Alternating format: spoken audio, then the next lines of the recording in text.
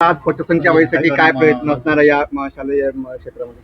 अमरावती विभागा क्षेत्रामध्ये कार्यरत असलेल्या आदर्श शाळा, त्याच पद्धतीनं पीएमसी शाळा याची होणारी प्रगती, कारण शासनानं ह्या वेगवेगळ्या हेडवरती शासकीय शाळा दुरुस्त करण्याकरता, त्यांचा दर्जा सुधारण्याकरता निधी दिलेला आहे. त्याचा आढावा घेतला की ही कामे कुठपर्यंत त्या ठिकाणी आल्या आहेत.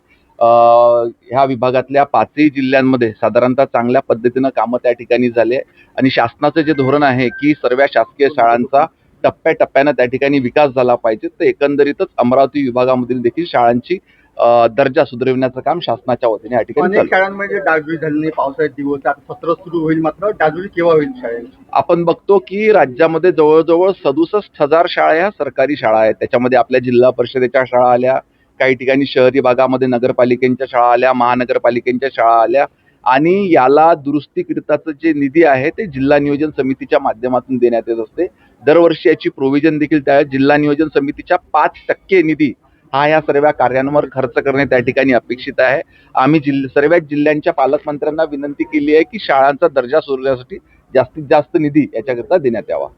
तर टीएटी नंतर नीटचा पेपर उलट केलं तुम्ही. टीईटीची परीक्षा ही आज म्हणजे 28 जून रोजी संपूर्ण महाराष्ट्रातल्या 1028 केंद्रांवरती होणार होती. ही परीक्षा पारदर्शक पद्धतीनं त्या ठिकाणी झाली पाहिजे याची पूर्ण उपाययोजना शालेय शिक्षण विभागाच्या वतीनं करण्यात आली होती. तरी देखील साधारणतः 3 दिवसाआधी भिवंडी परिसरातल्या पोलिसांना माहिती मिळाली आहे की ह्याच्याशी सारखा असलेला पेपर त्या ठिकाणी काही व्यक्तींच्या हातामध्ये आहे.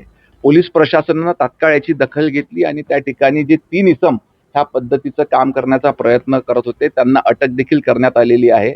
ही परीक्षा पुन्हा एकदा पारदर्शक पद्धतीनंच पार पाडल्या गेली पाहिजे, म्हणून सध्या परीक्षा आजची रद्द करण्यात आलेली असून ती पोस्टपोन करण्यात. राहुल गांधींनी टीका यावर केली आहे. पेपर लीक नाही तर युवकांच्या भविष्याची चोरी झालेली आहे असं म्हटलेलं आहे राहुल गांधींनी. राहुल गांधी हे विरोधात असल्यामुळे टीका करणे त्यांच्याकडनं अपेक्षितच आहे, परंतु आपणास सांगू इच्छितो की हा पेपर लीक नाही झाला पाहिजे याच्याकरिता शासनाच्याच दुसऱ्या विभागाच्या वतीने ही कार्यवाही करण्यात आलेली आहे.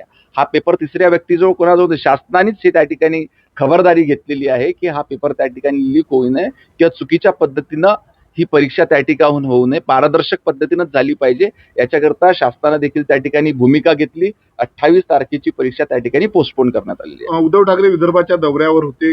विमानात जी मुख्यमंत्र्यांसोबत चर्चा झाली तेव्हा पत्रकारांनी त्यांना विचारलं, तेव्हा सांगितले उच्चस्तरीय चर्चा मुख्यमंत्र्यांसोबत झालं. कसं पाहता उद्धव ठाकरेंच्या या विधानाकडे? येणारा काय संपूर्ण दस्तावेज चर्चेचा बाहेर येईल हेही सांगितलं.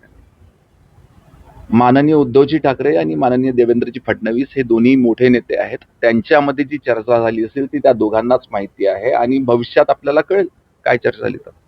ओके. असणाऱ्या स्वयंसेवकाचं संघटन असल्याचा विश्वास नांगरे पाटलांनी म्हटलं. यावर राज ठाकरेंनी आता टीका केली. त्यांनी म्हटलं की नागरेंच्या वर्दीचा रंग हा संघाच्या आधीचा खाकीचा आहे असं राज ठाकरेंनी म्हटलेलं आहे. ही घटना मला माहित नाही, याची विस्तृत माहिती घेऊन मी आपल्याला प्रतिक्रिया देईन.